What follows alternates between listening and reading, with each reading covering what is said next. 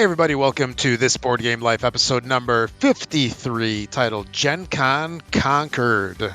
This is a show about gaming, board gaming, anything else you want to talk about. I am one of your fine hosts for today. My name is Rob. And with me as always, I got my good buddy, Mark. Actually, should I even be saying your name? I should say, I got my good buddy, then that's your cue. What? Oh, sorry. No. I'm so tired. I'm exhausted. Had a rough Whatever. week. Whatever. What up, Rob? How you doing? Oh, I'm doing good. I am tired. I will say that. I bet you are I too. bet. Yeah. I was I was a little more tired Thursday night. Thursday night was the worst for me. As it probably was for you as well. The rest of the days weren't too bad. But yeah, something just happened recently. Yeah. I don't know what it was. It's that thing we've been talking about for the past I don't know, couple weeks, couple months. Yeah, so we are here on the heels of Gen Con. So we're recording this on the 7th of August, August 7th, 2023. Gen Con just ended yesterday, the 6th. So it ran through August 3rd through the 6th. And I don't think either of us, so we were both out there on the 3rd, the 4th, and the 5th. I didn't go yesterday. I usually don't go on Sunday. Did you? No. We didn't either. No, we were trying to relax, spend some time with some other friends, and just packing up because we had a late flight out on Sunday, and just it was a lot of packing though.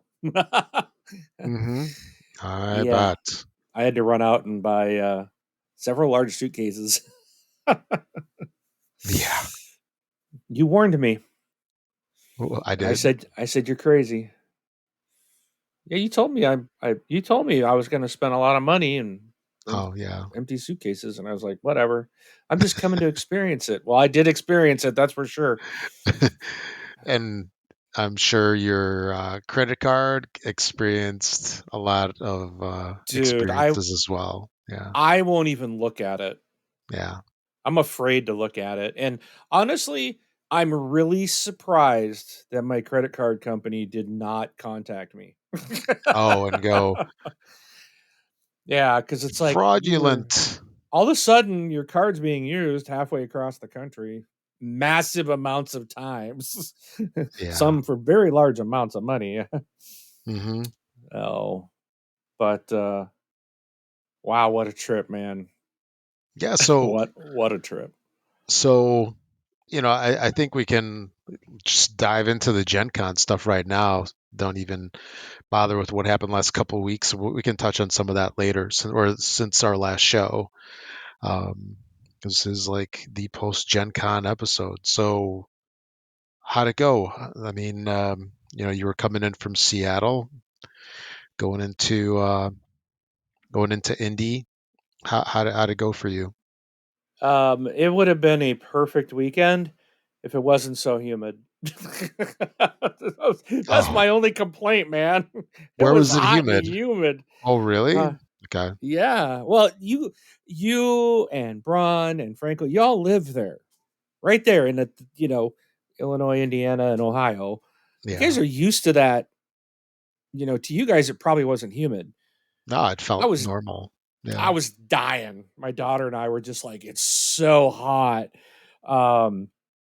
And I know it wasn't like Franco was like, hey, 2 weeks ago they were having a heat wave and it was really miserable. And he's like, we all feel very comfortable. I'm just like, I'm so hot. I just couldn't get cool. It was like, but no, it was what I expected. I think it was and more. It wasn't like, I think that the thing for me was we were there for 3 solid days for many, many hours, 12 plus hours. At the show? Yeah. At the show. And there was things we were talking about. Like, I think I was that Saturday night when all of us were at Franco's house that evening, and it was like, oh, did you see this? Like, no, I was on the second floor of the convention center. There was more than one floor. It was like, yeah, Yeah. did you go into any of the hotels? No. What was happening in the hotels? Oh, you should have. And then I'm talking with people on the flight home. Oh my gosh, everyone on that plane, I swear, just about everyone. It was just, I was just talking to people I don't know because I'd see it. They'd have their bag of games, or they'd have a shirt on, or or their badge or something. It was just like Gen Con, right? And they're like, yep. It's just our conversations. But one of the guys was like, oh, did you go over to the third floor of the Marriott to, there's like some thing there. It's like, I don't even remember what it was. There were so many things that like I didn't even get to see. And I mean, I did go to the stadium. Um, and, but really the only thing we saw there was we just went to the board game library, but we really didn't check out what was all the other stuff that was there, but it looks like a Right. lot of people playing stuff. But Yeah, because there was the stuff in the convention, suites and yeah, we never went to that yeah, level. yeah. Um, but the main It's pretty. area there was, Isn't it cool to be in the floor of the stadium? yeah, I mean it was neat to go in there. My daughter thought it was really cool because she'd never been in one. Yeah. Well, she's been in the Tacoma Dome. That's where their high school does the graduation. But she's like, and I was like, she's like, well, I've never been in a stadium. I'm like, you've been in the Tacoma Dome? She's like, well, no, I never been like in a, like seen a sporting event, like a large sporting event or a concert. And I'm like, well, now you can say you've been in an NFL stadium. So she thought it Yeah. was really neat, and it was a really nice stadium. And it was neat to be down on the floor because I remember we were sitting there playing a couple of games, and I was like looking up and just kind of looking around, and I'm just like, this big place. Can't imagine being down here, you know, playing football in front of all these people watching you. Yeah. But really, really, really nice stadium. I've been in a lot, and I was very impressed with. Was it Lucas Oil. Lucas Oil Stadium? Yeah, for the Indianapolis Colts. A very, very nice place. So, but the convention place, the convention center was so gigantic, man. I'm just like, I don't think we even saw everything on the main floor. I still know there was things I missed. Yep. It's just there's so much, and then there's so many people, and then you're trying to see something, and then it's like you're okay. We're gonna go up this aisle and down. That we're just gonna do the start with aisle 100 and work our way to, was it 3,000? I think that was the high end. Yeah, of the main like retail area, the exhibit hall, whatever you want to call Is there really anything else other that matters than the retail space? it. It depends. I mean, honestly, that's where we Dep spent all our time. Depends. Yeah, it depends on what you're into. And um, on a quick side note, they did say today that yeah, the attendance was over 70,000. So it was over yep.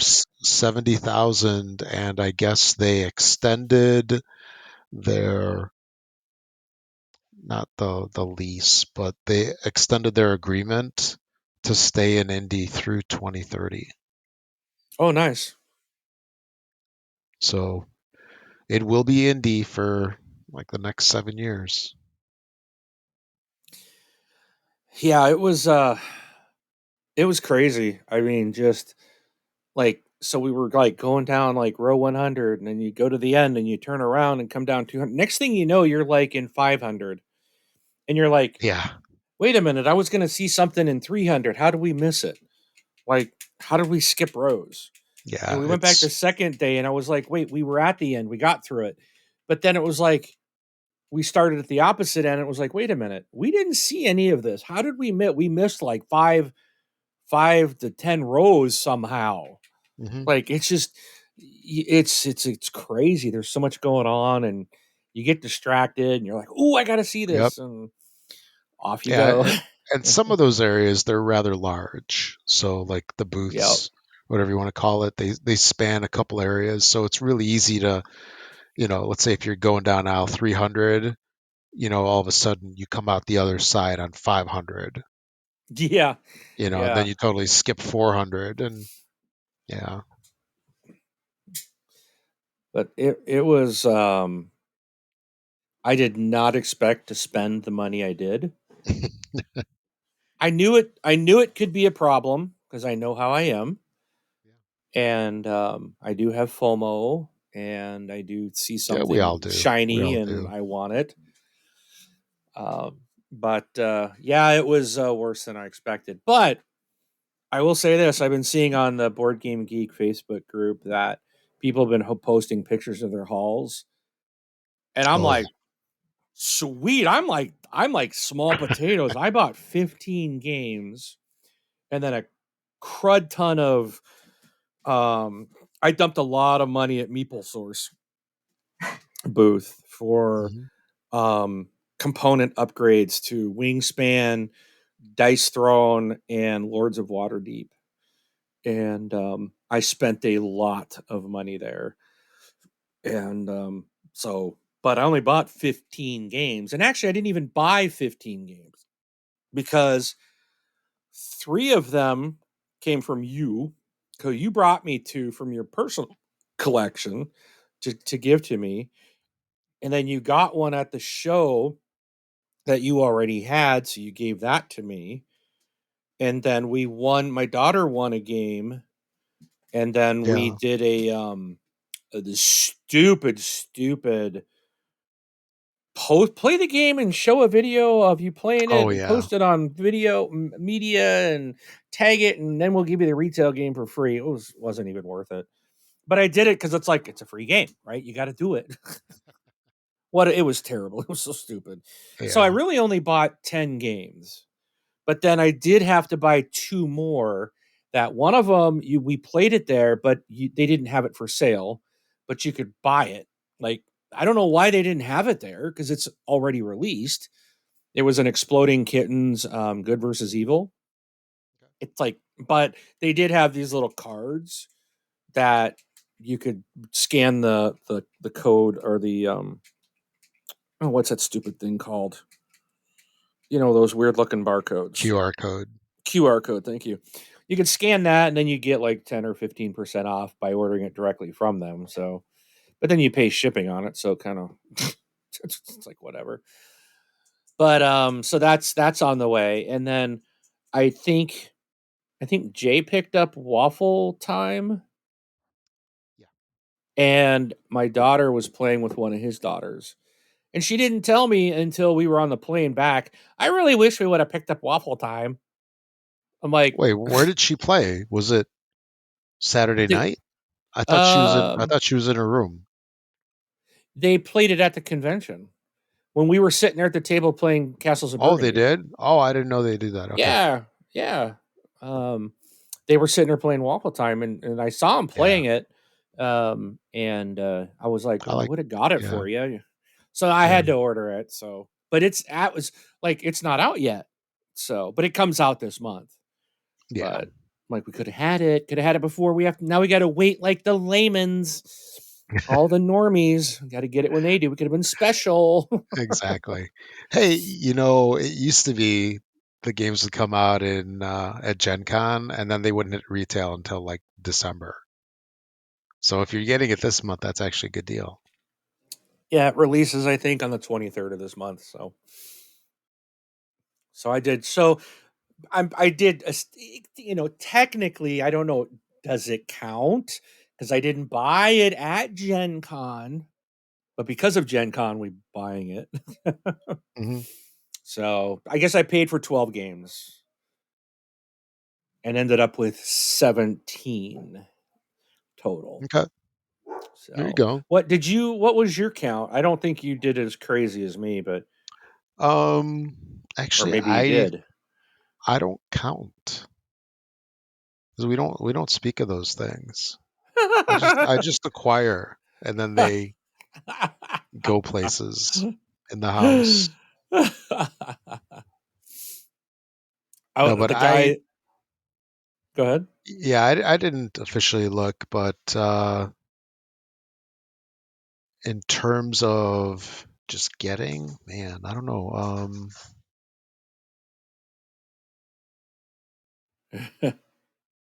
A couple two tree. I know Actually, you had a couple two no, tree. yeah, actually, now you're gonna make me look here. Just talk for like the next 30 seconds while I look real quick. I got them all in a stack. Right, 30 I'll be seconds. right That back. stack on Yeah, the floor because there's no yeah, shelf room. exactly. I'll be right back. So while he's looking, I will explain why I have FOMO and where FOMO really hurt me. I am on. So I know Rob and I both wanted to get Planet Unknown, and we both missed like the Kickstarter that was going on. And it's finally like coming into stores, but it's like really hard to get. It's one of those that they're just really hard to get. So the company that makes the game, I think Adam's Apple Games, they are doing a new Kickstarter for Planet Unknown, but they're going to be the like deluxe edition, Kickstarter edition, but it's also going to include their new upcoming Super Moon expansion. So it's going to be like the original game, but with all the expansion packs and everything in it. Plus, one of the issues, I guess, with the Planet Unknown original release was when you put all your tiles into the Lazy Susan, it's great until you tip the box up. Then all the pieces fall out. So the new one that Rob and I are going to get in next year Oh, has like a the cover kick. Okay. over over the Lazy Susan to keep your pieces in place. So I've already got this kickstarted. It's a very nice expensive one. And gosh darn it, wouldn't you know it, they had the game at Gen Con. And I'm sitting there and I'm looking at it. It's like, I'm gonna go see it because I'm like, okay, they're gonna demo it. Let me take a look at it. I'm kind of curious. And then I'm sitting there going, oh man, they've got it for sale. Like, yeah, but it's supposed to come out like March of next year. It's like, what, 8 months away? Yeah. I'm like, but I want it. I want it. So I'm like, No, you I want it now. justified. I want it now. Fear of missing out. I got the FOMO for the darn thing. And I was even thinking, okay, I'm going to get this, but I got all these games. Am I even going to get this thing played before my Kickstarter one shows up? And I'm like, probably not.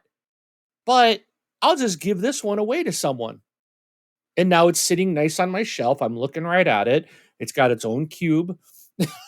It's facing out, and I'm happy. And it'll probably not get pulled off the shelf again until I replace it with the Supermoon version. Hmm.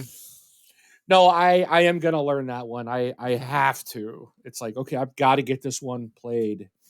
But again, that's like how this, like, just seeing it there and like, oh, you can touch it. It's like all of a sudden it's like I've got to have it because you can't find it in the store type of thing. It's like it's here, Yeah. it's in front of you. You got to get it while you can. And Oh, yeah. And it so, was even worse years ago because a lot of these titles would only get like one, two, 3,000 copy print runs. So yeah. if you didn't get it, like a perfect example is there's a game called Palaces of Carrara. This was a Z-Man title. Man, I don't even know when it came out. Probably like 6, 7, 8 years ago. I had it in my hands at Gen Con, Uh, and I was looking at it, like it was like $40, and I'm like, I spent so much money. I'll wait on this one, and I put it back. It sold out at the con and was sold out everywhere. Did not get, and it was a game that was not going to get a reprint. oh no. And actually, what Game Brewer did a reprint, kind of an upgrade reprint just this year, and I picked up, I kickstarted it. At least I think I kickstarted it. I did get it. That's good. The You're like, you're box not is right missing over it here. again. Yeah.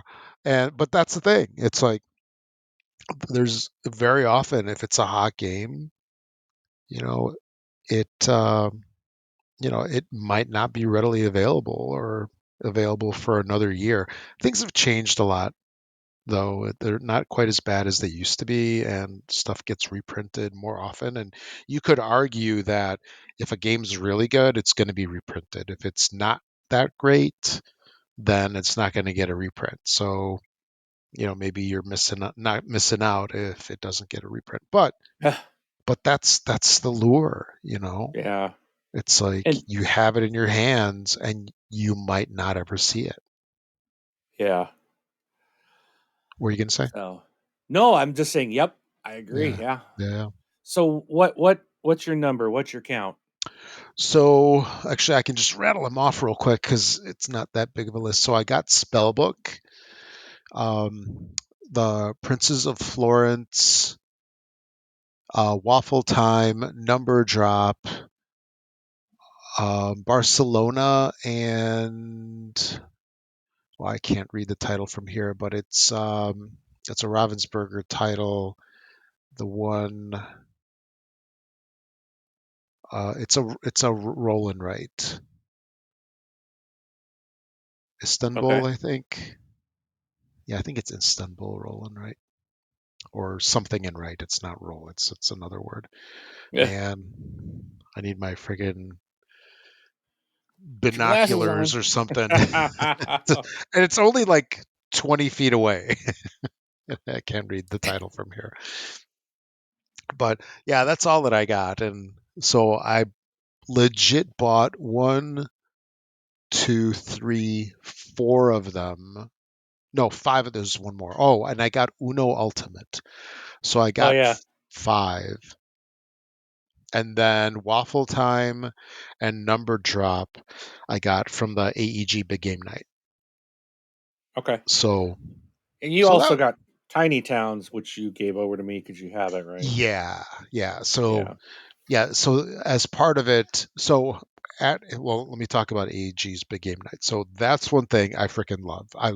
It's a must go to every Gen Con. It's usually Friday night, runs from 8 till midnight. You don't have to stay there the entire time, but generally what happens is like this time around it was $38 to buy a ticket. It's a ticketed event. It sells out immediately, so you got to get it right away. Over there, they told us it sold out within the first 2 hours. Somehow, I think it sold out quicker than that because I thought I got in there Yeah. pretty quick. Because I had like pre-ordered, like I had put my request in before the things went live. Because Hmm. you're like make your requests, Yeah. and boom, it kicked off, and it just came back like a couple hours later, and it's like, nope, you didn't get in. And that was the only thing I was trying to get into. Oh wait, So. yeah, because didn't they have a thing where it was like the housing, where it's like, okay, your slotted time, because it starts at like noon on a Sunday, your slotted time to be able to log in and buy tickets is 4 p.m. on Thursday. It's like, oh, you're killing me. So But yeah, but the cool thing about that is you go over there and then they have tons and tons of volunteers that uh, that basically walk you through playing games. So they we there was four of us. We played Shake That City, Number Drop, Waffle Time, and Deep Dive.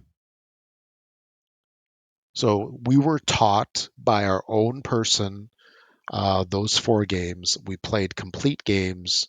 Actually, I don't think we finished. We did not finish Shake That City. We stopped that one early.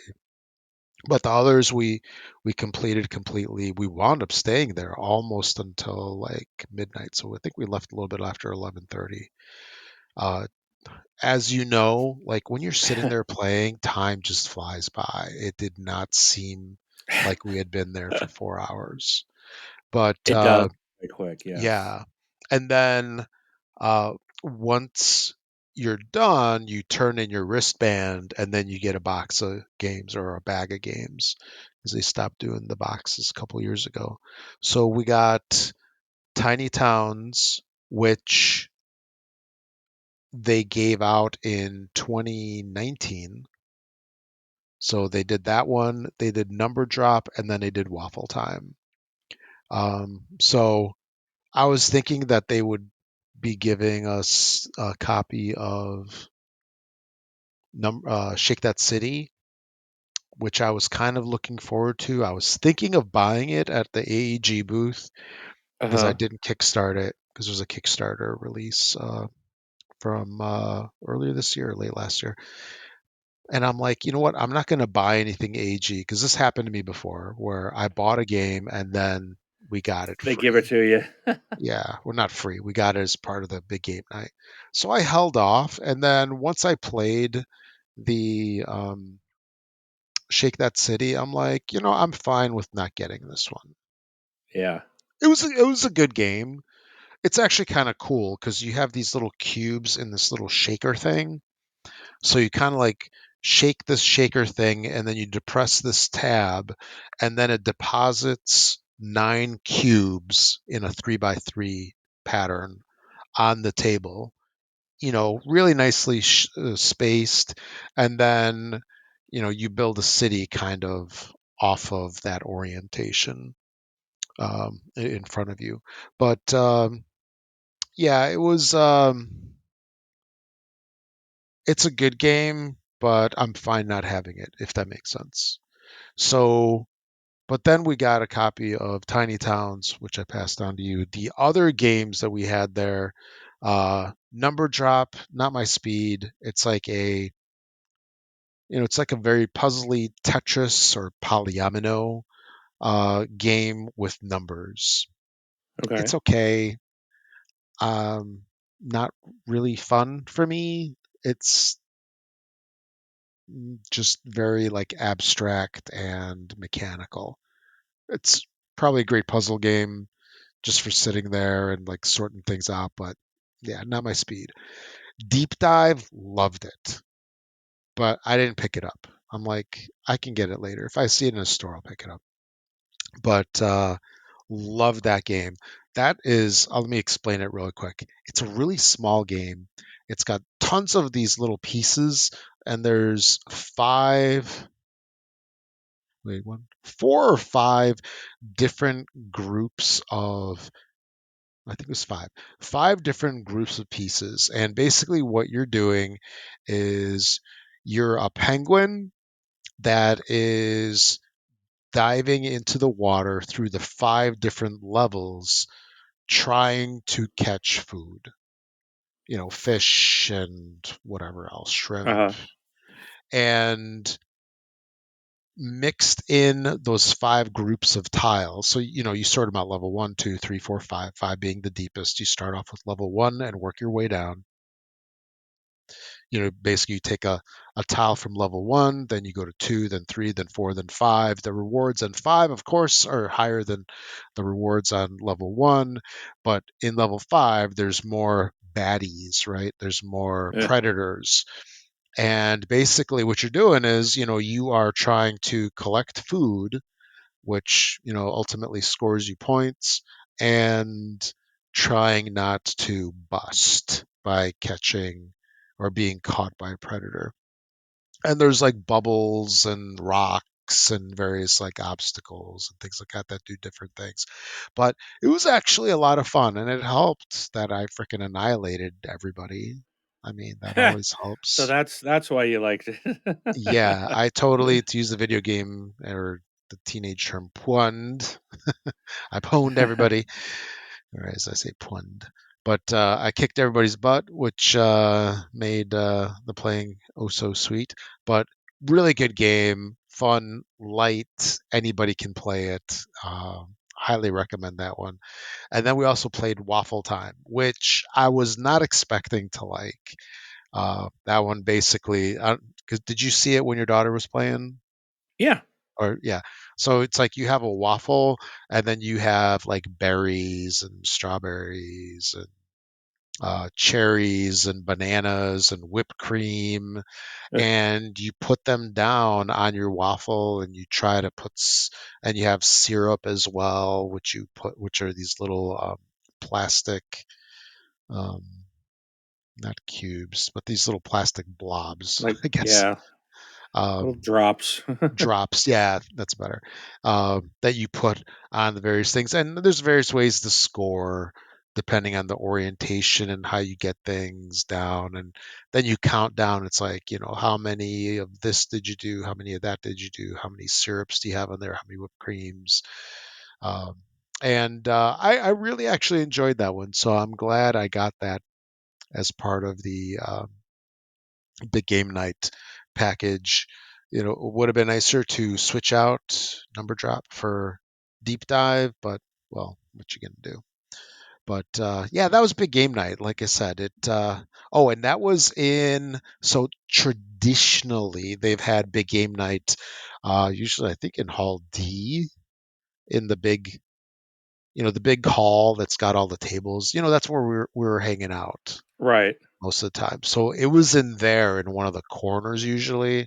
It's like really loud, hard to hear and stuff. So this year they moved it into one of the club rooms in the stadium. So much better, million Yeah. times better. And I really hope that they continue to do that from moving forward, as much, much better than being in the big hall. But Cool. yeah, so yeah, that's my little chatty chat about big game night. I totally forgot what we were talking about before. I think we were talking about the games that I got. But Yep. yeah, Princess of Florence, Waffle Time, yeah, Spellbook, which I didn't even get a chance to look at hardly, and Uno Ultimate, which was kind of a surprise for me because I didn't think I'd be buying an Uno game at Gen Con. Yeah, I will say I was surprised. Yeah, but it's actually good. It's a fun little game. Uh-huh. I was really surprised. There's like so many versions of Uno. Like it's like Uno this, Uno that. It's like, and like I used to play all these Uno games with my son and stuff when he was younger. And Uno is what it is. And this is actually a little bit cooler because so they had, let me talk about that real quick. It was Uno with superheroes. So they had a DC version and a Marvel version. And, you know, different superheroes, right? Depending on the version, right? DC and Mm-hmm. Marvel. And I picked up the Marvel version Like and any I got, self-respecting person would. mhm, yeah, and I got, so the base set basically has four decks of cards in there. So it has, I think, Captain Marvel, Hulk, Captain America, I think it is, and um, Black Panther lady. I'm not sure what her name is. And then I also picked up Spider-Man add-on and Miles Morales because my son really likes Spider-Man. So I picked up those two. So basically, what you do is you play the game. It's like Uno, and you have your deck of cards as your character. So you get, the normal actions, like, or most of the normal actions that you have from a lot of, the Uno games. There's like the reverse, there's a skip, Right. that kind of thing. And basically, you're like battling it out. So it's like a superhero battle, lightly based with Uno. So it's light, it's easy enough to pick up, and if somebody's played Uno before, they kind of know half the rules. And then it's got the superhero stuff, like the superpowers and various abilities that just make it a little more interesting. So Yeah. I would really say that it's like a gamer's version of Uno. And it's a fun little light game. That's cool. So anyway, okay, I'm done. And then I also wanted, and of course, I didn't mention it in this, but I also got a copy of Thunder Road Vengeance. Yeah. Thanks to my good buddy Mark. Okay, so I guess I'll talk about, because I mentioned how many I bought, but I didn't say what I bought. Hmm. So I did mention I bought Planet Unknown. So, but my absolute favorite game was Thunder Road Vendetta. Yeah. Rob has a copy because Hmm. I went on the very first day on Thursday. I saw this game, and it was one I had seen on Kickstarter or seen somewhere before, and it looked interesting, but it was like, yeah, I really had my doubts. It's like a Car Wars type of game. And so I went and saw they had the demo, and I was watching people, play it, and then they left, and I stood up, I walked up, and I'm like, all right, I'll play this, and kind of got taught, sort of. I will say this about Gen Con. I did have, I think, one against Gen Con, and not the weather. In the retail area, I would really appreciate it if these companies would hire people to demo these games and have them actually understand the rules of the game. Okay. I've had several of them that didn't know, couldn't answer questions. I had one lady go, "Well, we just learned it last night," Yeah. and was, looking at the rule book. I had that several times, and this was one of them actually, where the guy was like, didn't didn't know a lot and was actually giving us wrong information. But Whoops. I still enjoyed the game. They were selling their Maximum Chrome edition, which was like their Kickstarter edition special thing, but they were out. And the lady was like, "But you can get the base game, and we have all the expansions and all that." And I said, "Well," and I was like, "I'll just take the base game." I'm like, I'm good. That was expensive enough." And I'm like, let me. Why dump all of it into it if I really haven't even played a game? I just did a like one round, but we were all having a lot of fun with it. So I bought that. And then what happened was Franco, who I was staying with him and his family at his house, um, he was looking at it and was looking at my game box. And he's like, I was looking at this too. I saw that. So the next day he went back and he demoed it, and he ended up buying a copy. And so that night he broke it out and we played it at his house. And it was, oh my gosh, did we have so much fun. And so the next morning, I was just like, you know what? I want the big edition with all the stuff. And I'm like, I'm going for that first thing in the morning. Because what would happen is most people listening to this probably know, but a lot of popular games sell out. And this was one like this Vendetta edition, or this, Yep. Max Chrome edition. They only had so many every day. So on Saturday, the last day I was there, I went straight there. We were there when the doors opened. Well, we were there every day, but even that doesn't guarantee you getting what you want, because people are like vultures, man. Yeah. Yeah, man, they'd knock over an old lady with a baby Tackle. in her Yeah. arm to get out of the way to get. But so I did go. By the time I got there, we were at the main door, and it was like right in front of where I needed to go. And I got to the booth, and the freaking line there was already just insanely long. And by the time I finally found the end of the line, the guy that was standing there was like, "Oh, I think we're out already." And about that time, a guy come around the corner and he was handing out these little coupons, like guarantee, you get that. And he's like, "Oh, hold on." And the guy got to me and still had tickets, but there was only 6 left after me. And then I stood in line for the next 45 minutes. I was guaranteed a copy at that point. Um, and I had sent Franco wanted another game that I wanted called Sky Team. So I sent my daughter with him because I'm like, here's money, here's cash, here's a credit card.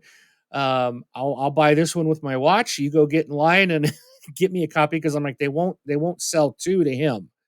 So I'm like, you go get my copy of Sky Team. If and that was another one we've been trying for all 3 days to get. Yep. They were headed to that one on the third day, and they were supposed to have a bunch on Saturday, which they did.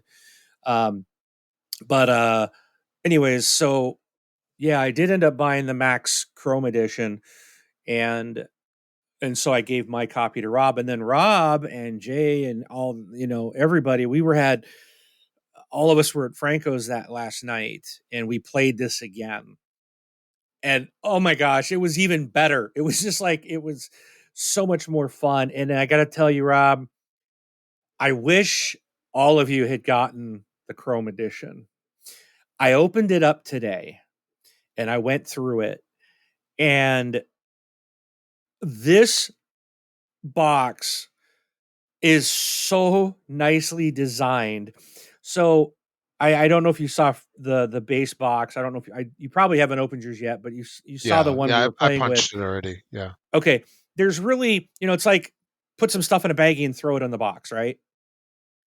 The Chrome edition has, and you remember when I had the box, it was all sealed, and there was like all these things like cardboard underneath the box, outside of the box, but it was in the shrink wrap. Remember on my edition? The big Okay, so that was a lot of the cardboard to punch out. It was all of the road tiles, and you punched out, the edging of it. But then when I opened the box, there was like four plastic trays stacked in there on top of each other. And on the very bottom one, it was cut out perfectly to lay the road tiles right in there, one on top of each other. They all fit perfect. Then you put the next tray on, and it's like there's slots for all of the damage cards, or the tokens, and the road hazard tokens, and they all have slots to sit in. There's slots for the cards. They fit when sleeved. I sleeved everything. Um, all of the cards fit in there perfectly, like just perfect. And then you put the next tray on, and it has all the car the cards for, or not the cards, but the car info, the dashboard like things with the command boards, all the two additional. So it makes the game go to 6 players instead of 4. One of them adds like 5 motorcycles. The other one gets like a big rig. And then the top one has all the cars, helicopters, motorcycles, rig, everything in, and they're plastic trays. They're not, they're just cheap plastic trays, but that one has a plastic cover over the top of it. All the dice, all the cars all have their own little slot, so they go right in a spot and stay there. The dice are right there in a little spot. Everything is like, I was like, this is so well thought out. And then it all stacks on top. It's got the lid on the top, and it's like, this is so nice. And then as I was sleeving the cards, there's, so how we have the command where you got that command section that allows you to do like calling a helicopter an airstrike or repair Yeah. damage, Mhm. or those things. So this edition gives you like these character driver cards. So there's like this, it's a pretty good sized card, but like you got a character at the top with a special ability, and then the bottom is their command thing. So you don't even use the other command stuff, you use these special ones. And then and then you can attach them to any of the other cars. So you can, use the regular cars, the big rig, or the motorcycles. And I'm just like, oh, this is really cool. And some of the abilities on these drivers is just like, um really really cool. Like they just got some really neat stuff. And then there's all these cards, which I know you got a bunch of these cards as well. Yeah. Like Yeah. This is a I think they're small called deck. the extra ammo. Those you want to make sure you look at, because those things are really cool. They really got some really neat power ups and types of things that you can do once, like in your game.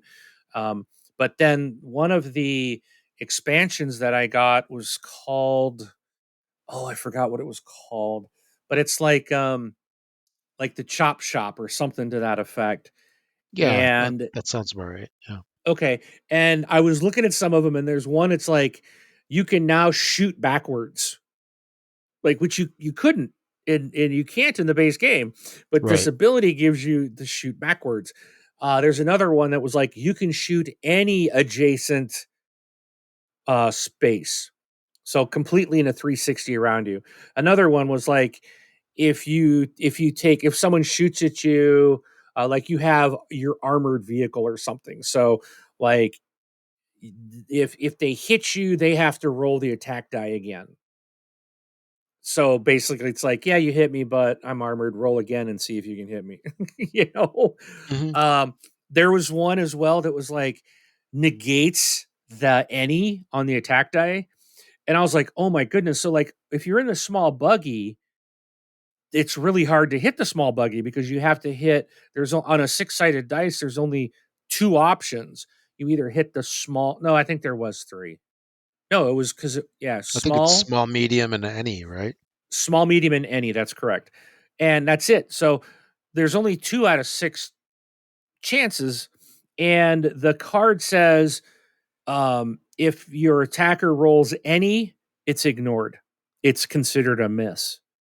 Okay. So now if you have the buggy, they only get 1 in 6 chance of attacking you if you've got that. I'm like, Oh and boy. it's just like there's so many different things. Like you have a helicopter that you can fire at 2 different enemies, just like in one move, or you get a bonus move, and or some like give you an extra.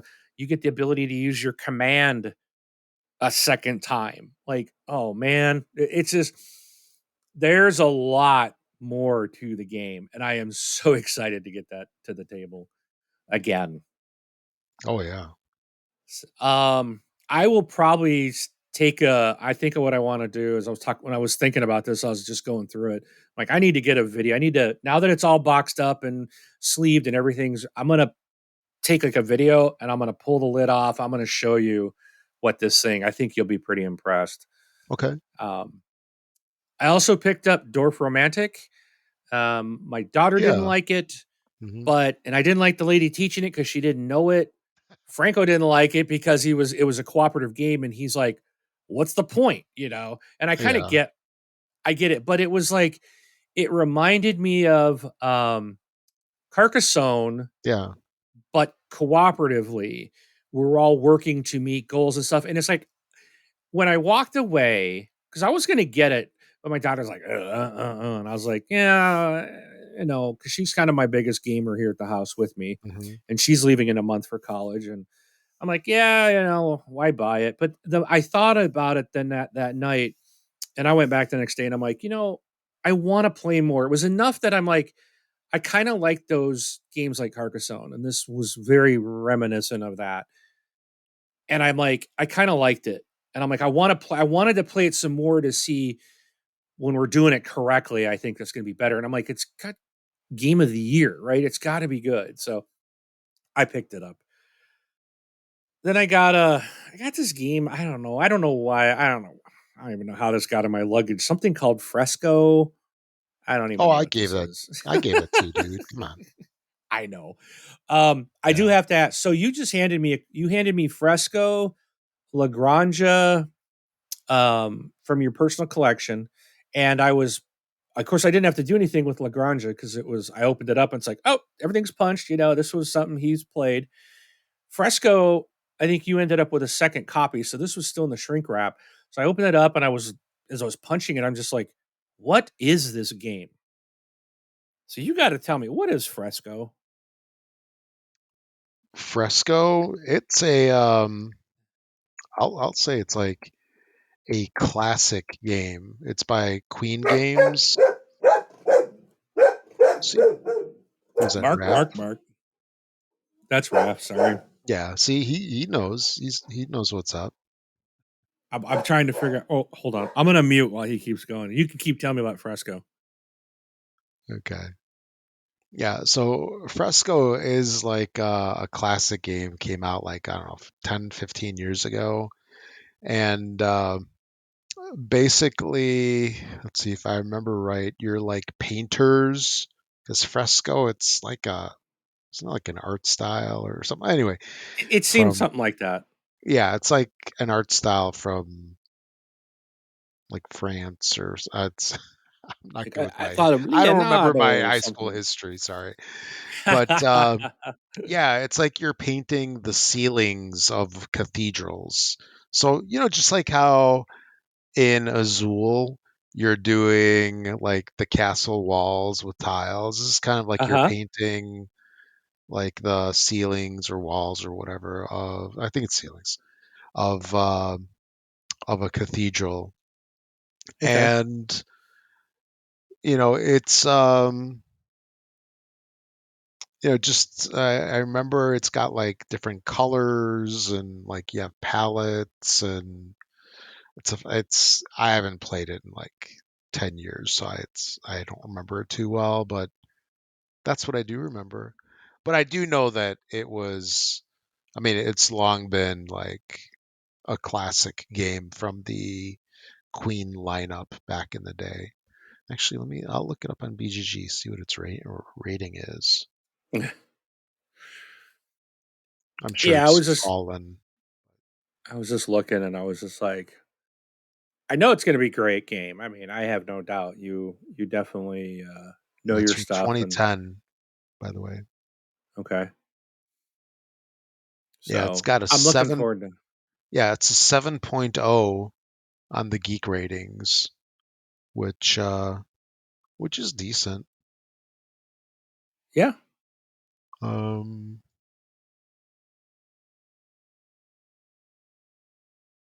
oh man, maybe I should have kept it. It's $90 on Amazon. Too bad. I wish I wouldn't Yeah, have taken it out of the wrap. I could have sold it. yeah. So yeah, in No, I wouldn't Fresco, do that to you. players are master painters working to restore a fresco in a Renaissance church. So you decide what time you'd like to wake up for the day, as late as possible. The earlier wake up, the earlier the turn order, the better options. Wake up too early, too often, and I forgot about the waking up thing. Wake up too early, too often. However, your apprentices will become unhappy and stop working efficiently. Yeah. Yeah. Okay. So 2011, tons of awards. Golden Geeks. Well, I'm Oh, looking forward to trying and it. and it was a Spiel des Jahres nominee in 2010. It did Yeah. not win, but it was a Still nominee. get nominated. Yeah. Um, so then you also gave me Lagrange, Hmm. and then the next one, Flux the board game. Well, I did This not was give you that something. one. No, this No. was something I didn't even know existed, and I was like, I saw that it was like going to be at the con. I was like, oh, good, I want to see this. Well, then it wasn't there. All they had were all their Flux card games. What, But Flux the board game? yeah, Yeah, because that came out a long time ago, like I a couple didn't know years back. that. Yeah. I just saw it listed in the somewhere on the B BGG Gen Con list. Oh, yeah. So, but I wanted to 2013, see it, 10 years ago. and I didn't see it. So then her and I went over to the stadium to do that board game library, Hmm. and we grabbed a couple games off the shelf and we're playing. And when we got up to leave, right where we were checking out, I happened to look over and I saw these shelves that weren't the checkout stuff. It was just like two shelves of some games sitting there, and there was a list. It was like our prize winners, and I was like, "Oh, cool! They must be like people that are playing, are coming over here. They're just like giving away like their old games from the library, right?" So I was like, "I wonder what else is on the shelf." And I walked around the front to look at it, and they had more people listed on the front. And my daughter's name was on there. And I was like, Haley, you won. And she's like, what? And I said, you won. She's like, what did I win? How did I win? I said, I don't know to either of those, but it says you're a winner. And basically we talked to them and they said, yep, you won and you get to pick a game off the shelf, whichever you want. And it was all older stuff. The only thing I even recognized was Flux, the board game. And I was like, hey, that was one I was trying to find. So Hmm. she's like, okay, we'll take that one. So we've got it now in our collection. So, and she got that one Nice. free. The box is in really rough shape, but it's all been Yeah. taped up, but it was a free game. I'll have to see if everything's in it, but I imagine everything probably is there. Yeah. But if not, at least we can see what it's sort of like, But Yeah. I do want to try it out, see what the board game version is like. I got Tiny Towns from my good Oh, and buddy Rob. I'm just looking here. I pulled it up on BGG. That's a Mensa recommended game. So yeah, it's out of your league. too Oh, too hard for me. just Um, kidding. Just kidding. I need to be playing Uno, like some people I Uno know. Muno. Woo! Yeah. Um, I also picked up King of Monster Island, Oh, yeah. and we Yeah. did play this there as well. We After I Hmm. bought it, we went back to the table and set it up, and we got our butts handed to us. Yeah. Um, that irritated me how badly that monster beat us. So if you've played King of Tokyo, it's the new game from those people, and Yellow. I yeah, is that how you say it? Yellow. Yeah. Yellow. Say I it always say I yellow. like Danny. Danny uh, Aiello, yeah. yeah, it's yellow. Think of it like Yellow. pronounce it like the color. That's close enough. Okay. So King of Monster Island is, instead of it you being cooperative, it's competitive. I'm sorry. Instead of it being competitive like the others, it's cooperative. So all of us we're all monsters trying to take down like the big bad monster that's trying to open a portal to bring like all the monsters out to this island and destroy the world, and it's freaking hard. It's really, really a tough Yeah. game. I would say it's on the level of like a Forbidden insert location here: desert, island, jungle, sky. It's To me, it's like on that level that the game is just, they want it to be tough. So I gonna get that sucker back to the table here, probably this weekend, um, before my son goes off back to college next week, and hopefully we'll get him to help. Supposedly, it's a little easier the less people you had. We were maxed out, and the lady that Yeah. demoed it said it is harder the more people you have. And I guess it's intended to be that way. But really fun game. I really did enjoy it. Also, I picked up the Quest for El Dorado, and I was really happy because we played this at the board game library, and it just had all these tiny little cards. And even my daughter's like, "Ugh, small cards." And I was like, "Yeah, it kind of sucks," but it was kind of good because the marketplace for that game is so large. That's like, it was good. The cards were small, but I opened up my edition, and I was surprised that they're full size cards. And the weird thing is that I've got the game I bought at the con is in two languages. So there's two different manuals, Okay. and then there's two sets of cards. And I was like, man, there's so many cards. And I realized as I opened up one of the other packs, I was like, wait a minute. Why is this in a different language? And I was like, wait, I've already got these cards. And I was looking, I was like, oh, it's two sets of cards, one in a different language. Hmm. And then there was a promo pack in the game. And then I got another promo pack from buying it at the con. So I was like, sweet, Nice. I got a bonuses I wasn't even expecting. Um, then what the very first thing I did when we got there, I went straight to the Roxley booth to pick up Dice Throne Santa versus Krampus. Oh, yeah, yeah. Hmm. It was the only Dice Throne game that I was missing. And you guys have probably heard me tell the story where I tried to buy a copy on eBay, and the guy tried to scam me with a $11 Disney game. Thankfully, eBay Wait, he came tried through. to scam you? He tried. He did. Well, he didn't successfully because I got my money back, and I got a free game Well, he that I'll got your never money, play. so he did scam you. So, Well, well, whatever. assuming that. Yeah. Hopefully, eBay gets their money back too. So, Yeah. but I did get that. I was very happy to get that, and my daughter and I sat immediately, like that day, sat down and played it. Um, Nice. we picked up another game we played in the library. It Wait, was that's Point Salad. standalone? Yeah, all of the Dice Throne boxes you can play. They all come with like two character, at a minimum two characters Right. that because the game is basically a 1v1. That's kind of what it's meant to be. It's like, I call it battle Yahtzee. But it's also it's not a deck builder, but you do have a deck of cards that you shuffle all up, so everything's there, and then you just are drawing from that deck. You always have like 5 cards in your hand. I think there's a max of 6. You start with 4, but there's like a max of 6 or 7 at the end of your hand, at the end of your turn. But so you're always you can always draw in a new card at the start of every round. You get combat points to use to spend.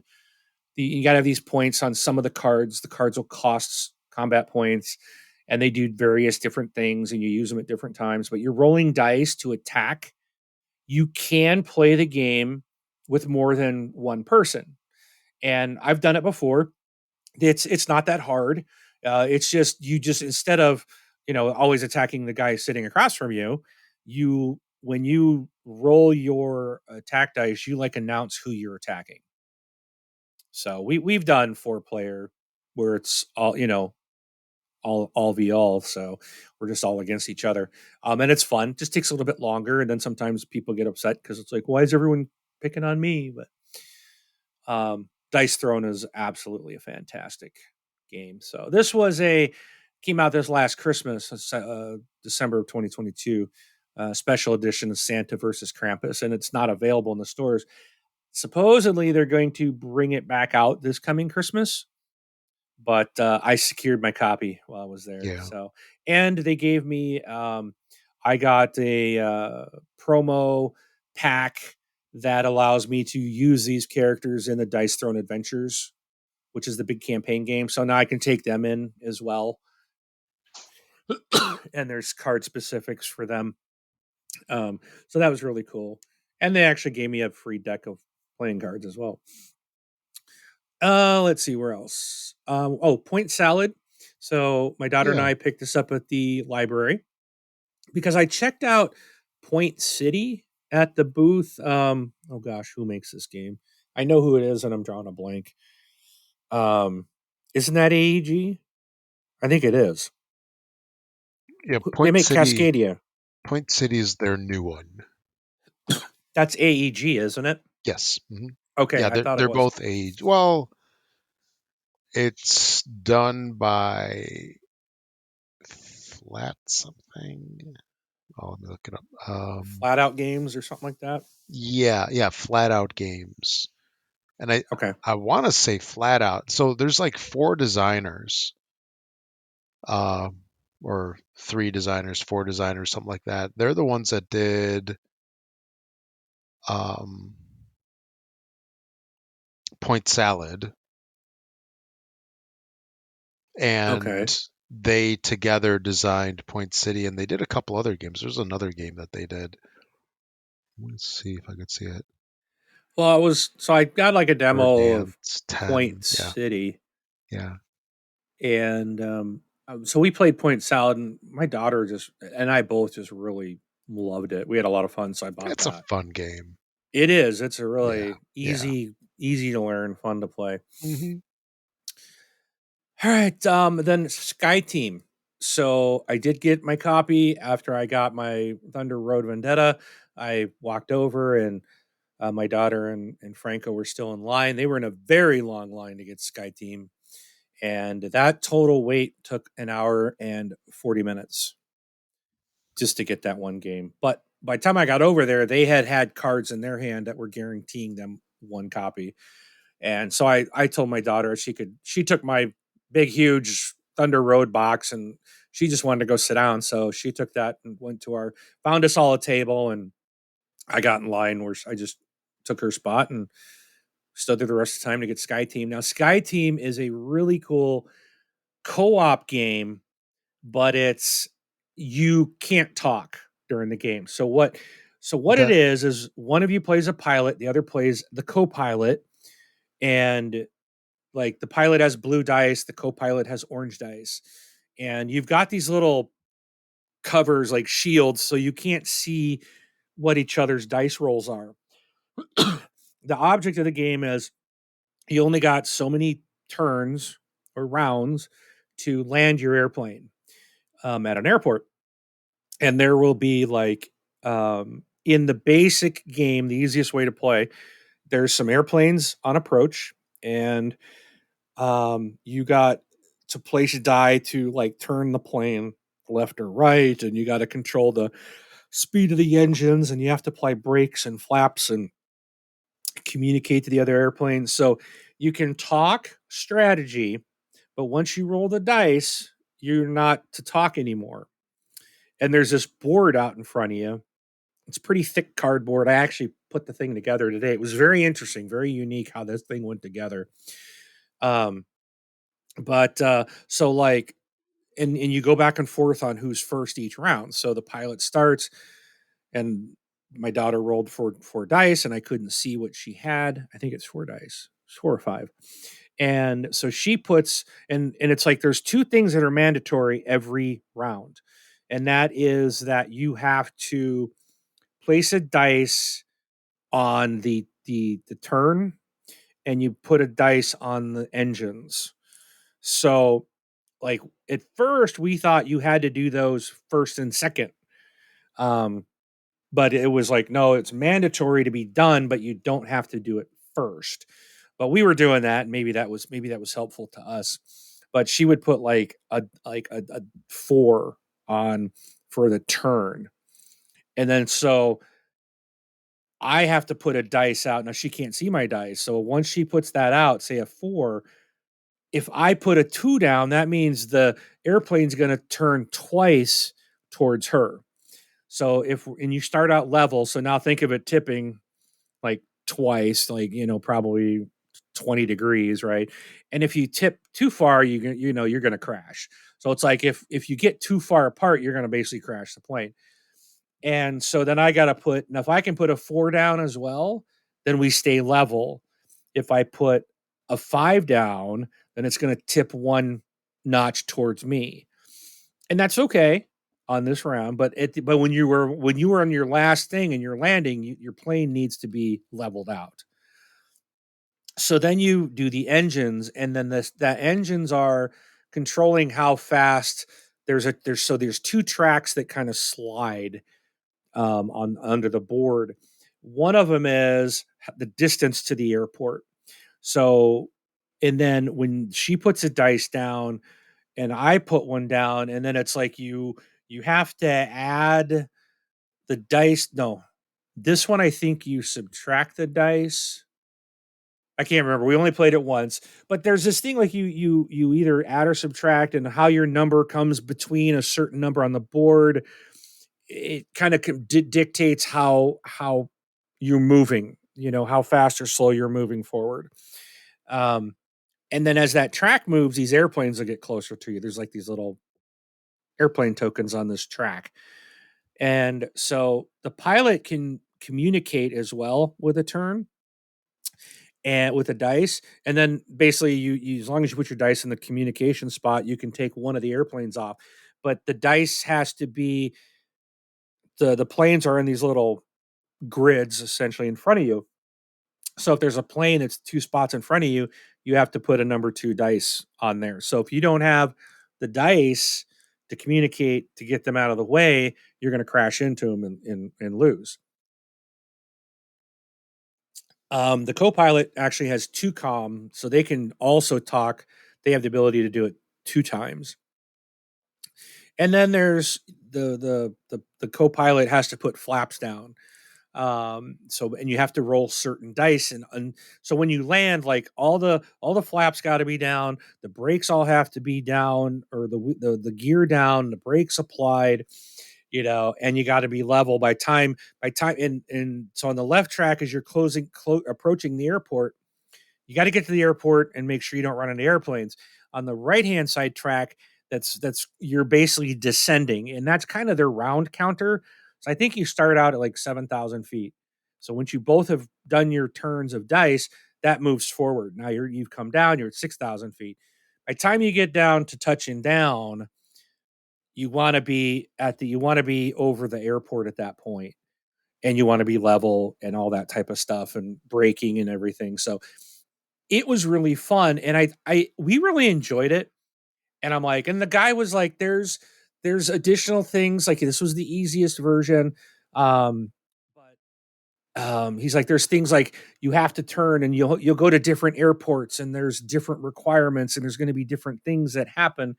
And I was like, okay, so I thought it was just going to be these little cards that you slide under and swap out. No, I opened the box today and I was like, there's all other types of boards and all kinds of things. And I was like, oh wow, there's a lot more to this than what we saw. So really looking forward to getting back into to play more Sky Team. And we had a lot of fun. And Nice. it's pretty simple, but and this game's not out yet. I think it comes out real soon though. I believe it's Yeah. coming out before the end of the year. Yeah, it's got an anticipated, well, it's fall anticipated release in October. So Okay. October, November, something like that. So I'll definitely get some more in. So if anyone wants to know more about it before it comes out, hopefully I can give you a little more info on the game. It's a lot of fun. All right. Also I picked up Dogman 20,000 Fleas Under the Sea, the board game. I got that for my youngest son. He loves those books and he was Yeah. so excited today. I gave, he punched all the stuff out and was read how to play. And we didn't get the chance to play today. It's been crazy. First day back at work after Oh being yeah. gone, and just so much going on. But we'll get this played this week. So I got that for him. Then I got this game called That's Not a Hat. This was the one that was a pain in the butt to get for free. We happened to walk by the Ravensburger booth, and they were handing out. At one point, they were handing out these little packs, these little pink packs of cards, and then like a postcard with it. And it was like, get the retail game free if you do this. And we went through the stupid steps and got it. Probably will never play the game. We were pretty frustrated at the demo, which was not very. None of that was thought out very well, but I picked up Ole Guacamole just when I was standing in line to get Sky Team. It was there, and my two older kids like avocados, and it's shaped like an avocado, so I picked it up. Okay. And then, so that's what I got for games. I did we my daughter and I played Exploding Kittens, Good versus Evil, and so I think I mentioned that earlier. We did buy that one online, and I ordered her waffle time. Um, the other thing where I spent a lot of money was I found the Meeple Source booth. Oh Oh boy. man. But you know what? I sat here today and I bought Dice Throne season 1 and 2 upgraded components. So it's like all those round little cardboard cutouts that are for like your powers and stuff in the game. Sure. I Yeah. got all these really nice like shiny like rock like type of component upgrades for it. They're just so nice. And then I got opened up my Lords of Waterdeep and got rid of the cardboard coins and all the little colored cubes, and I put the very expensive meeples in there to represent all those, get rid of all the cubes, and I put metal coins in my game now. And then I bought for Wingspan, I replaced all the little cubes with wooden birds, real birds. So like bald eagles, someone can be a cardinal. I got blue jays. I got um, yellow meadowlarks or something, puffins. So everybody can have these really nice trackers for their game. And then I also bought food, like wooden food, really nicely painted and detailed. Got rid of all the cardboard little things for that, and I bought a tray for Wingspan that all that food fits in because I was using these. The game came with like these single little like a single tray. It was clear plastic, and you could store the stuff in it, but you'd have to mix things, and then you'd pop the lid off, and then you'd have to sort out the two things that were in the tray and put one in the lid and one in the base to use that on the table. Well, this now everything's in. I got a 6 component tray with a lid, and they all are in their own little spot. So I can just take the lid off, put the tray on the table, and we're done. When it's all done, you put your components back in the right spot, put the lid on, and put it right back in the box. It's just like so much nicer. And then the birdhouse, that's the dice tower essentially, and it's a wooden birdhouse. I had a cardboard one. Well, I bought a wooden one, and Okay. that actually folds down and stays together. And I put that together and put that in my box today. And yeah, I bought games and I bought component upgrades. So Yeah. but Yeah, that stuff can add up that's big time. dude, the Lords of Waterdeep alone It was was like more than 3 games, that. 2 games. Yeah, yeah. I think I showed you the price of just Yeah. those ones. But you know what? It was like those 3 games are like my favorites that I Yep. have. And those are things that's like, to me, it absolutely pays off. It just makes the game more enjoyable. And it's worth it. Because even when I saw the price, because when I saw the Lords of Waterdeep meeples, I was like, yes, I grabbed the bag of them. And before I bought them, I happened to actually see the price of them. And I was like, whoa, that's insane. And I put them back. And because everything else I thought was really good priced, I thought it was Right. fair. That one was insanity. But I thought about it overnight and I went back the next day and I went Okay. straight to that booth and I grabbed them. I'm like, I want them because I knew that if I didn't get them, that I would be sad or upset that I didn't. It's just like you said, when you have it in your hand, you know, and I don't regret when I put them in there today. I don't regret it at all. I'm like, these are so cool. And they're Yeah. not all the same either. Like the clerics and stuff. It's instead of it just a white little cube, there's many different types and shapes and they're painted and they just look really good. So it's worth it. Oh, heck yeah. To me, it is. I wonder if they're hand painted or something. I'll probably turn out it's just probably a sticker. But it looks like they're Yeah. painted, but I didn't get Yeah. that close of a look at it. No. I don't know. If they're hand painted, then it's definitely worth the price, but it's probably not hand painted. So, but that's what I got. And that's a good amount of stuff. Oh, So, well, yes. so actually, I was gonna ask something, but I think I'll ask it later. But how did you? I'm just curious. So this is your first one that you've gone to. I Yeah. know that we talked about it a bunch over the past couple of shows, but in terms of being there, like how was it versus expectations? Like, did you think you'd play a lot more games? Did it turn out to be totally different than like what you thought it was going to be? Or No, I think it was very much on par with what I expected. The doing demos and stuff, I think knowing that I knew I could go and check out games. Um, I, there was something. There was a couple. I not have never been there. I think I am so grateful that I went with you because it is such a large thing and there is so much going on that I was lost. And like I remember I kept going to stuff.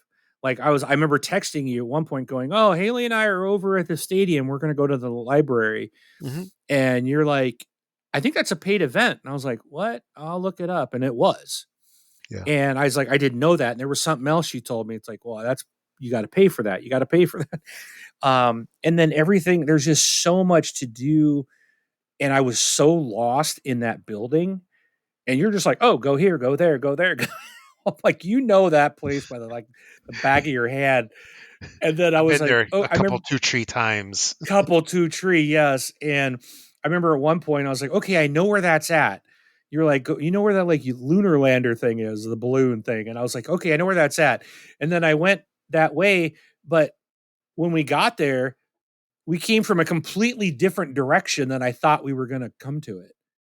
So then I was like, oh crap, I'm all turned around. Now I really don't know where to go.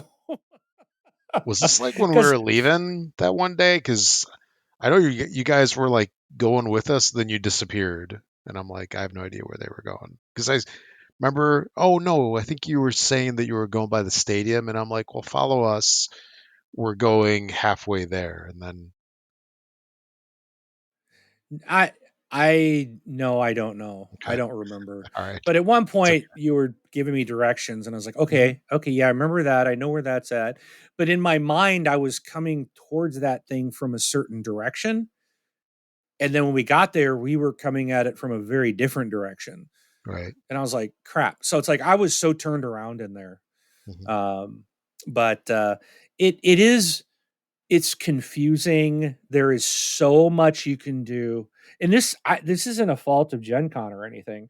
It's just it's so big and there's so much happening that it's just like for someone new to try to figure it out. I I wouldn't have known what to do, Yeah. you know. And so I was so grateful that I had someone there that knew what they were doing, that I could just kind of, tag along and you show me the ropes. And it's been great because now it's like, okay, I know next year I do probably want to spend, I'd probably want to spend a whole day or at least half a day at the game library. And what happened, what I didn't know is when we got over there, we went into the stadium at like 2 in the afternoon. And by the time I got the tickets, it was 2:30 when we showed up over there. And I didn't know it, but the thing, and I had paid like $20 for us to get into this thing. And the guy's like, "Oh, well, you got to have a pass and all that." And I said, "No, we did. I bought him," and I showed him. And he's like, "Oh, well, this closes in an hour and a half." I was like, "Well, what did I just pay $20 for?" Well, it turns out the An thing, hour. I, yeah, it was like the game library opened at 8 a.m. and you pay for an 8 hour chunk of time. So for $10, you got 8 hour access to this library and you can just sit at their tables and you can only check out one game at a time, but Right. they had so many games. Oh yeah. And I was just like, my daughter wanted to do the same thing. Her thing was she thought we were going to play more games than we did. So she really wanted to play more. Like she would have loved going to the AEG event. Hmm. And we could have, but that was the second night, and I'll be honest, I was pretty tired because I didn't get any night to sleep the first night, and I didn't get a whole lot the second night. You're in a strange place, you're traveling, you're excited about all this happening. I was pretty tired Friday night, but Okay. I if I do go next year, which I am considering, I'm already thinking about it. I would definitely want to go to that event this time, Yeah. the AEG. I would want to get there early one day and do like the 8 hours of we're just going to sit here and play games that, um, and maybe do that like on the third day, because the first 2 days you're fighting to get everything. Um, would like to go and maybe do some of those demos or see some things like there was the Call of Duty board game, but I think that was an event that you had to get a ticket to go into the private rooms on the sides to see like that convention center has so many rooms. And I think I went into one. Yep. I was in that main retail space or the big halls where all the tables are where we were playing the most of the time.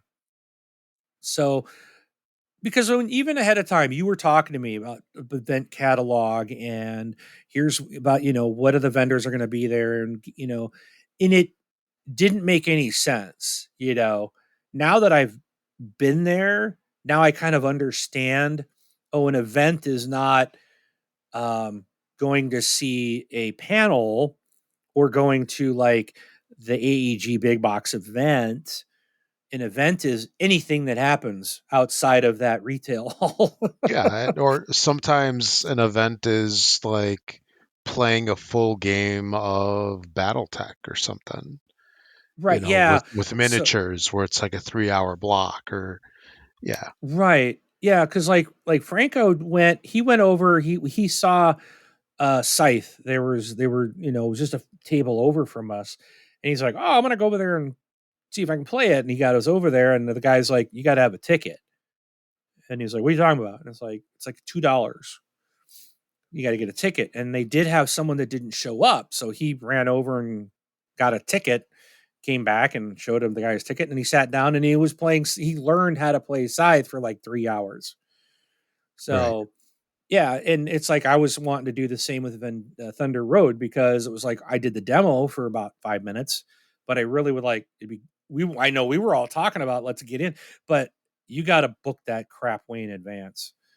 Yeah, it's really hard to do it on the fly. So there's a lot Yeah. of things we couldn't do.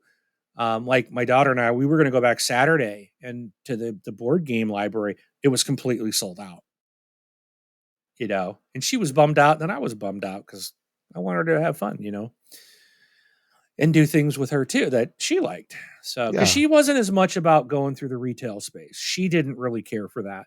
Too many people, too much. She doesn't care. She just enjoys sitting down and playing games. Yep. So that she loved the most. So she doesn't have the acquisition disorder that her dad does. Exactly. So, um, No, but I get it.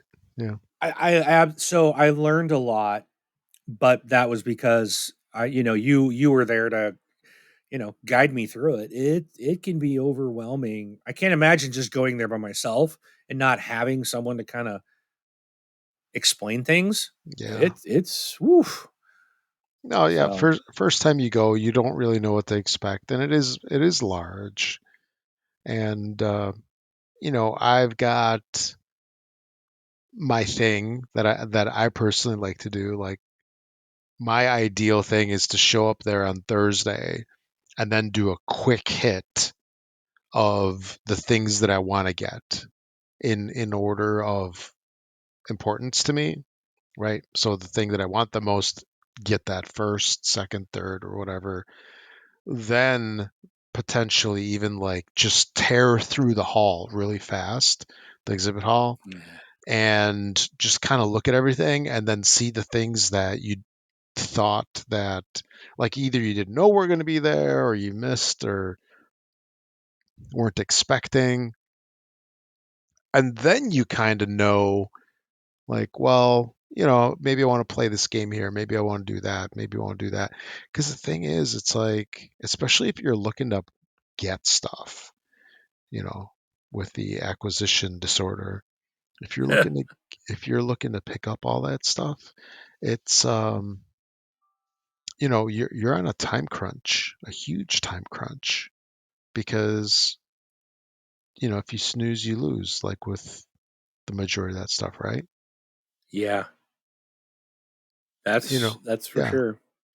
yeah, because a lot of that stuff, you got to hit it super early, or there might be a short window of like an hour or two, and if you're sitting there being pokey, you're going to be waiting for your pre-order to come in December instead of getting your shiny new game that sits on the shelf for 4 months anyway, because you don't have time to play it. I don't know what I'm talking about there, but yeah, and then you can kind of take it easy and play games like this year, which was kind of odd. Yeah, it was like a 2 day affair doing the big haul, and then kind of like a splattering of stuff afterwards. But there was only like one thing I think that I didn't get that I wanted to get, and that was that sea salt paper Oh game. yeah, Yeah, that was like the only thing that I really feel like I missed out on, but I'm okay with it. It's not like a huge deal. Yeah, for some reason this year, like I didn't get a whole lot. Um, I don't know. It just I there wasn't like all this stuff that I had to have. like in previous years. Maybe it was just like the release schedule of the games, or maybe just my tastes have changed. I don't know. But but yeah, so the other thing is, now that you've gone through this for your first time, for next year, now you have a better idea. It's like, you know the layout, and you can get around a lot better, and then like the additional stuff that you kind of want to do, because honestly, we scratch just the surface, right?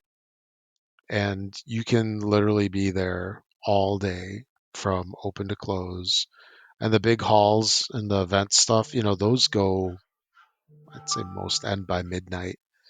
I mean, you can be there like 12, 14 hours a day and Yeah. still like just barely scratch the surface of what's fully there, right? Everything from, like they had that cosplay parade while we were playing. Oh Like, yeah. they have that, and they have that like huge food truck area, which they actually moved a couple blocks down over by the stadium. It was right outside that hall. Like, that area that they were doing the Magic the Gathering card stacking. They were building the towers of the cards. You know what I'm Oh talking about? yeah. Yeah. Yep. So yeah, normally the food trucks are straight out those glass doors right there, but this year they moved them down by the stadium because of construction. I would not be surprised if they keep them down there, um, going forward, or at least do a split thing. But on a side note, I thought I read something today that they're building a 3-acre expansion. They broke ground this week or today to build a 3-acre expansion to the convention center. Oh wow. So I can't even imagine where that's at. But yeah, supposedly that's going to be starting. There's going to be a new hotel built, so that'll probably help. But man, staying down there is like so expensive. I yeah, I loved staying with Yeah, Franco and his family, but yeah, that was nice. I was like, it would have been nice if we could all just like stay downtown. Hmm. It would be so great to just be able to walk across the street and you're boom and not have to worry about driving. And I think you guys had to drive and park and Yeah, pay. we And were like I mean, 20, 25 minutes away. yeah, we were. I mean, well, we were half hour away too, but Yeah, but it was like his wife drove us and picked us up every day. I was like, oh man, how amazing! Him and his wife were so amazing, yeah, they're such great amazing people. people. Yeah, and I was just like, I couldn't believe she did that every day for us. Drove us in and picked us up whenever we call. I was just like, man, they just it was just so nice. But I was just like, wouldn't it be great if we could just go across the street and you crash, you're done and you get up whenever you want. You come across back the next morning, just walk across the street. Don't have to worry about driving and stuff. And so, but it's so expensive. And if Yeah. I honestly wouldn't have been able to go if it wasn't for them letting we stay with them. And it Hmm. just would have just been too expensive. Yeah, So I'm because very yes, grateful for that. yeah, staying downtown. Yeah, it's depending on where and stuff like that. Yeah, you can expect like 400 a night, which is why a lot of people share, right? So they'll cram like a whole bunch of people into one room, kind of split the cost a little bit. But yeah, it's like the best deal is like 200, which is, I guess, like, I don't say average. I mean, for some places, especially like business travel, 200 a night is common. But Right. but yeah, 400 plus, man, Yeah. It's insane, man. yeah, especially when you're going to be there like, 4 nights. That's a lot. It's a lot of games you could buy. Yeah, Exactly. yeah, that's why we always stay like really far out, like up by Carmel, or it's usually like 20, 30 minute drive. And it's part of the experience, I guess. It's just something that you get used to. Although this is the first time that we stayed southeast. Yeah, we were normally north of the convention center, so this was a little different. But yeah, moving forward, it's like you know more events and things like that, how to plan out, see what you like, stuff that you might want to actually try. But still, even then, there's only so much you can do every day, and you almost need to pick and choose what's important to you, and then roll with that. Because either way, Yeah. you're gonna have a good time, no matter what. Oh, yeah. I had so much fun. Oh, heck yeah. Oh. So I can say confidently, unless something crazy happens, that we're going next year. That's faux show. But yeah, I know like after like some stuff like this, you're kind of burned out initially after all the craziness for like a couple of days, whatnot. And then, after 6 months go by, you forget all about that and you're raring to go. Yeah. You're ready for the next one. But yeah, I'm actually looking forward to it again, and yeah, hopefully it'll be cool if we can get the same group to go down. Yeah, that would be. Absolutely. Yeah, I bet we could. yeah. Let's see. What else Well, in do we fact, have? Franco already said he wants to make it a yearly thing. That's awesome. Yeah. So, Yeah, so yeah, I usually go with my son and then our buddy Jay and then his girls and stuff. And we were actually talking about it where this is the fourth or fifth time that I think we've gone, and the girls actually have, or they're teenage girls. uh-huh. Um, they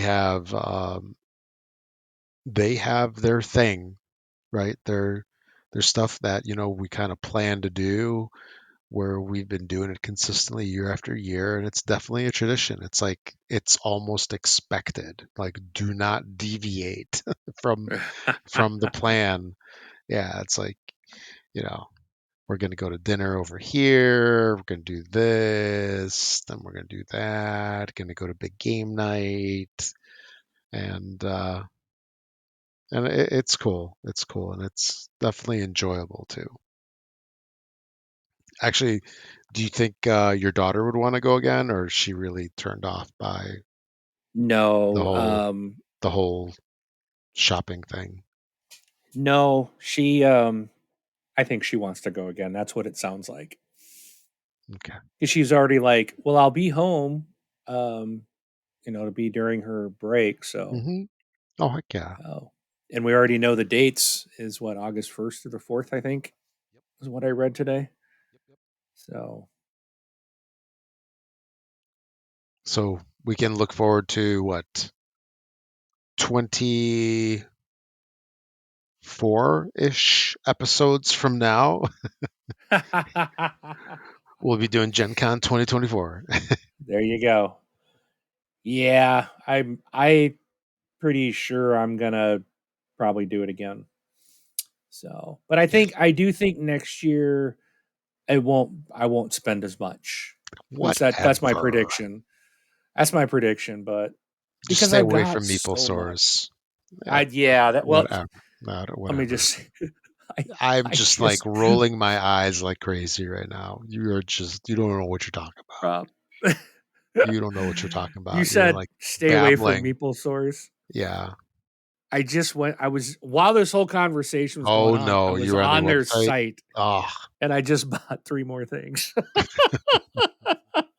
And I just hit pay not a minute before you said stay away from them. I just spent another Well, $123. no, so I can say that you probably don't need to go there because you'll have everything already. You'll be like Exactly. Yeah. you'll be like their Northwest warehouse campus. It's like, yeah, Oh, I'm the disaster recovery Meeple Source warehouse. I have all the products, one of each, like the seed bank yeah. that they have or whatever. But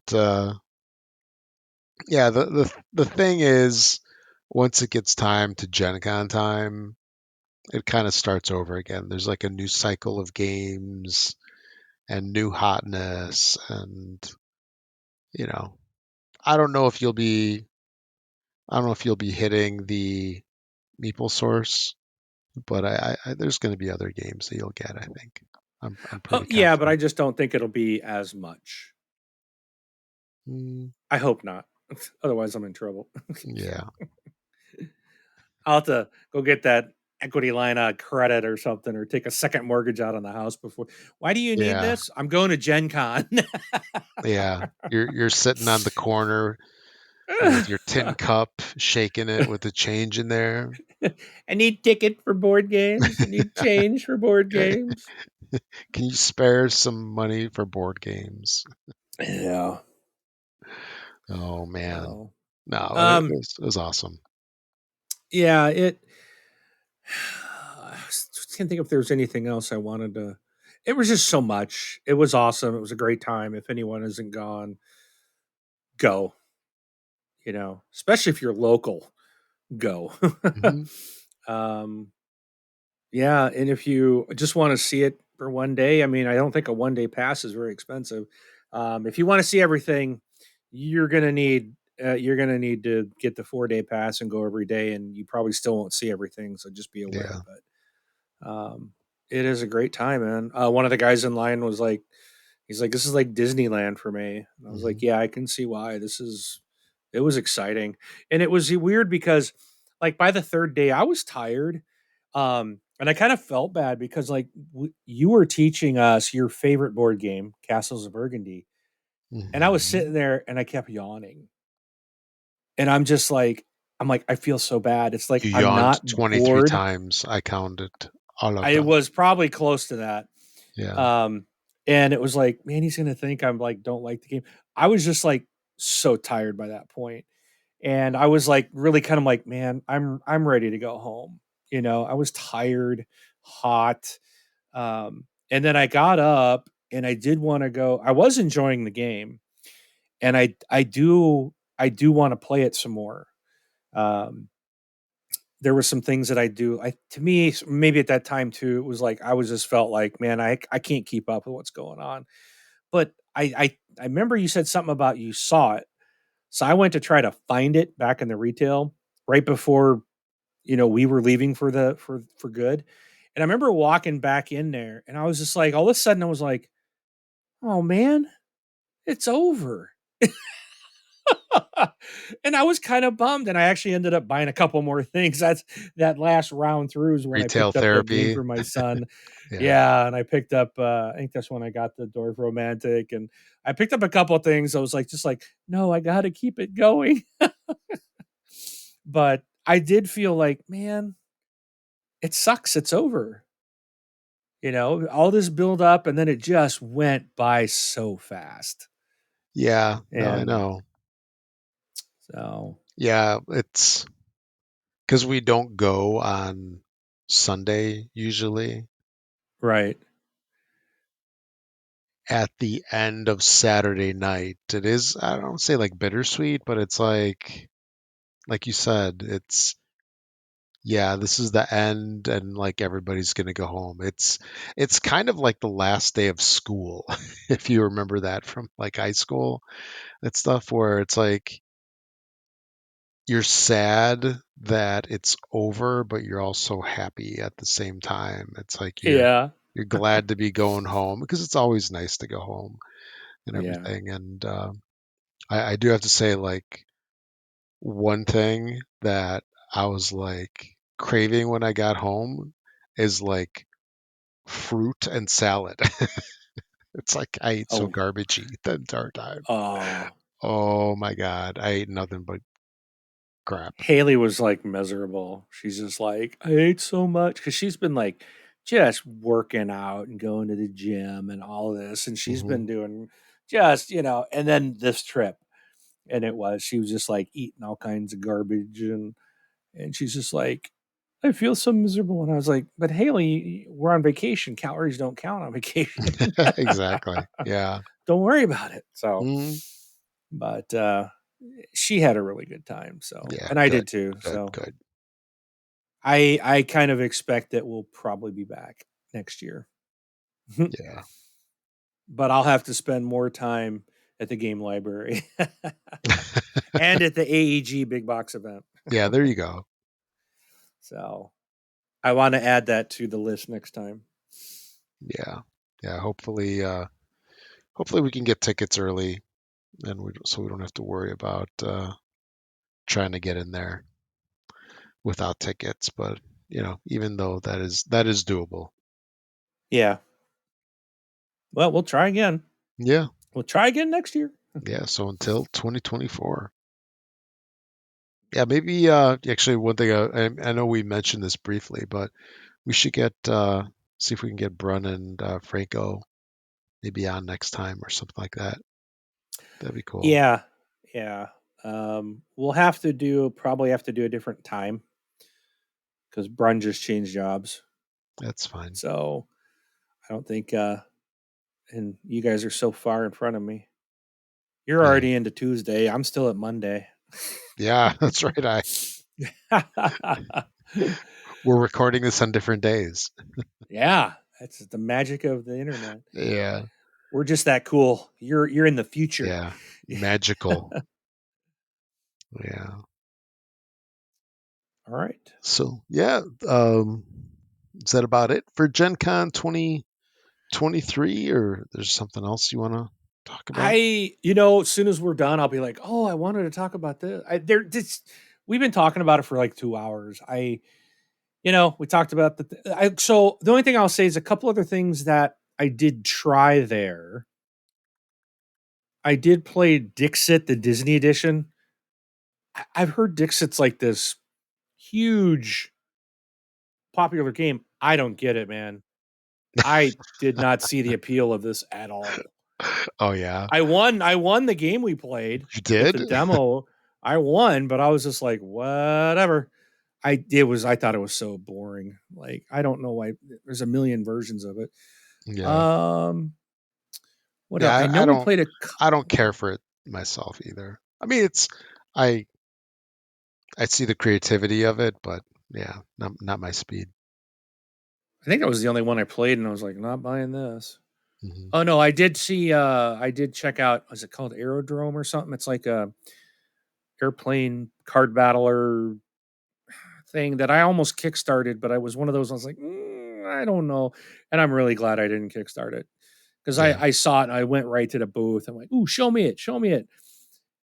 It wasn't like 30 seconds later. I was like, okay, how do I get out of here Yeah, gotta without go. being a total jerk? And the guy Yeah. kept talking and kept talking. I was like, okay, yeah, no, I am not interested in this at all. Hmm. So I did not. I was really glad I didn't back that one because I almost did. So, but yeah, it was a good opportunity to check things out before you buy. So that's nice. But yeah, other than that, I Or just had a fantastic time.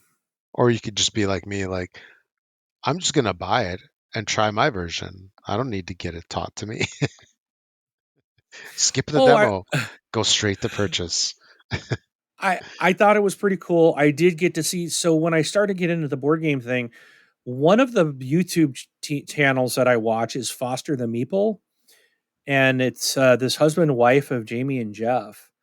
And I watch them all the time, and I really like their videos. I think they're funny, Yeah. and they were there, and I Do you see didn't him? see him, but I Oh, did see her. I did talk to her for a minute, just told her, "Hey, enjoy the show that you guys do," and she's like, "Yeah," and she was talking about how her husband was not working, and she was working a booth, and I'm just like, that sounds about right. But it was nice to just like, hey, I've met this person and I would have liked to meet her husband. I saw her twice actually because I went back on the last day. I went back by that booth and she was still working, and I was like, "Who's Jeff here? I want to say hi to him," but he wasn't. So he was out playing probably, Mhm. but it was neat to see. And I know Franco was like, as soon as we walked in, one of the people he started watching some things to kind of gear up, and one of the people, one of the videos he watched, as soon as we walked in the door on day one, he's like, "Hey, that's the guy I just watched on YouTube yesterday about the 25 things to do at Gen Con." Yeah. So he went up and actually talked to the guy, and he's like, the guy gave him a patch. Oh, yeah, that's right. Yeah. And I was like, so he really thought that was cool that he was seeing some, we're getting to see some personalities that of people we've watched or listened to. I'm like, that's really cool. So, so, No, yeah, I saw a couple people as well, and, oh, I saw, oh, I totally forgot his name now. Tom Vassell from the Dice Throne. I mhm, didn't say hi to him. He was actually by himself. We were outside. We were walking over for lunch to get lunch at the food truck area, and he was out just walking. And he was by himself, and I was like, and we kind of walked, kind of crossed paths, and I was gonna say hi, but I'm always so weird about that. I just like, no, I want to bug the guy. This guy's probably been having that crap all day, you know. And I was just to say, "Hey, Tom, how you doing?" But I mhm, didn't. But I did see him, and I was hoping to see a couple others from the Dice Throne at the booth, but I didn't see the people I was looking for over there. But yeah. um, I did see their booth, and it was kind of again nice to see because I do like to watch the Dice Tower. Yeah, it's interesting, like, how their booth has grown over the years. It used to be a lot smaller, now it's pretty darn big. They got tons of people. Yeah, It's, yeah, it's interesting. Yeah, I saw a bunch of those guys. I saw, there's a podcast called The Spiel. These guys from Indy actually do it. And it's long, long episodes. I saw one of the guys actually as we were leaving Saturday night, heading back to the car. I saw him outside, over on what, Georgia Street, and it's like, hey, he looks familiar, and that was kind of cool. I've seen him before. It's a couple years back, but yeah, it is cool to see those people, and maybe someday they'll go, hey, Mark, how you doing? it's Mark and Rob from this board game live. Oh Ooh, my yeah, gosh! yeah, I'll be like, dude, chill out, man. yeah. We're just people. We're just normal people, Hmm. just like you. And then we'll be looking at each other and smiling like, ha ha ha, we're so much better. Yeah, we have faces for radio. Yeah, we do. Yeah. So So, anyway, glad you had a good time. It was awesome talking about it. yep. This is like our longest show so far, I think, isn't it? I don't know if we've Yeah, I approached knew it would be. two That's why I was hours. like, Yeah. we're coming up on 2, so we should Hmm. probably wrap it up. I know it's late Yeah, there, and probably. so Absolutely. All right. So I'm Rob. Thanks for listening, everybody. Catch you all next show in 2 weeks, where we're probably not going to talk about Gen Con, or maybe we will if we get Brun and Mark and Franco. yeah, we We'll need to try. see. Well, we'll have to Yeah. do that. Yeah. Cool. All right, and I am Mark. We'll see you at the table.